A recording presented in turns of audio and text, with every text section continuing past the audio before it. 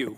Fascinating subject and panel. I want to go back to something that Senator Heinrich talked about because I think it's really important. A lot of these decisions are individual, and the big problem for individuals is capital, and the big issue is financing. I just got a new iPhone, and it was financed essentially in my phone bill. I didn't pay any upfront cost, and therefore I really didn't think too much about it. I wanted the new phone, and so it folded right in. Maybe I'm not a very good consumer, but it worked. And the point is, I think on-bill financing, we've really got to emphasize that. And Ms. Lakey, you mentioned 5 to 7 year payback. For most corporations, that's not good enough. I used to be in the energy efficiency business, and my clients wanted 1.5 to 2 year payback because they're allocating scarce capital within the corporation, and they're looking for a short payback, particularly in the world of quarterly results. So I would urge you, perhaps this would be a question for the record, to give us your best wisdom on financing techniques, particularly as they apply to individuals. Corporations are pretty sophisticated with how they can do financing. The other piece is interest rates.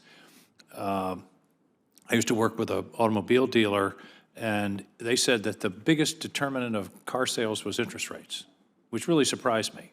Interest rates go down, car sales go up, because people are concerned about what their monthly payment is.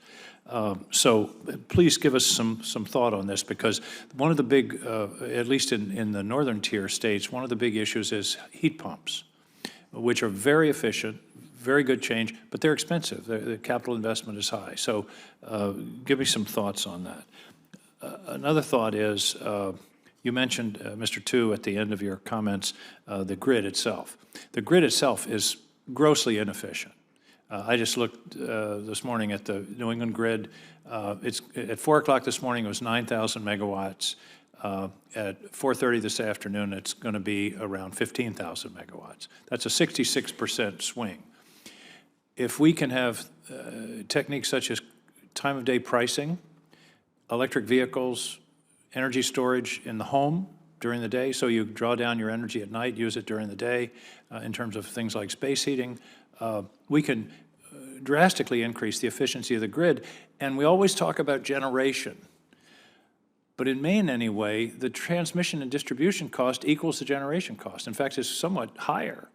So it's not a climate change issue, but it's certainly a cost issue, because if you can use the current grid more efficiently, everybody's price per kilowatt hour goes down, because the cost of the grid is spread over the number of kilowatt hours. So I urge you to consider time-of-day pricing. Mr. Bissett, is that something you guys have looked at? Or some other incentive to even out that very dramatic curve? Yes, for sure. And also, as some of the technologies that my fellow panelists have talked about, especially with respect to electric vehicles. Electric vehicles become more commonplace in residential settings. Then you have this, battery on 4 wheels that can be used to absorb power at different times of the day and then deploy it, as a storage device. If I'd like, can I make 3 quick comments on your, please, with respect to financing. The first is, you hit the nail exactly on the head. Monthly payments are critical. Could you say that again? I like that to be in the room. Okay. Senator King, you hit the nail right on the head. Monthly payments is a huge thing. That's how people how individuals tend to think about what they can afford, right? That's why, that's why when you go to a car dealership to buy a new car, the last thing you talk about is financing, right? You talk about what color it is, you talk about the interior, you talk about pinstriping, you talk about all sorts of stuff, and then at the very end, someone's like, oh, and how are we going to pay for this today? As almost a foregone conclusion for people with acceptable credit. And for people who don't have acceptable credit, there are options, but they're still able to finance it. Maybe not a new car, but something. Second point I'd like to make is, you mentioned simple payback. One reason why simple payback often comes up in conversations of energy efficiency is because it's difficult to evaluate what an actual return on investment of energy efficiency is. Simple payback is a shortcut in a lot of ways. And until we have a better way to really evaluate the benefits of energy efficiency over time, it's always going to be subjected to a simple payback requirement. And that really puts it at a disadvantage. In the residential setting, we're always talking about simple payback, whether it's with codes or with financing or whatever it is. But what's the simple payback of a new bathroom? What's the simple payback of a granite countertop? What's the simple payback of a deck? Those things don't get applied. Simple payback doesn't get applied to those home improvements because there's a recognition of what the effects of those improvements have on the property's value. For energy efficiency, that's very difficult to do. Applying new installing new insulation in walls is very difficult to evaluate. And that's why I mentioned the SAVE Act in my opening remarks and in my testimony, because that would help homeowners realize an actual rate of a return on their investment. And then the fourth thing is, with respect to individuals, not only are individuals difficult when it comes to financing, but residential retrofits, the existing homes. Every home is an existing home. And an awful lot of them were built before they were building energy codes. And every one of those homes is a huge challenge.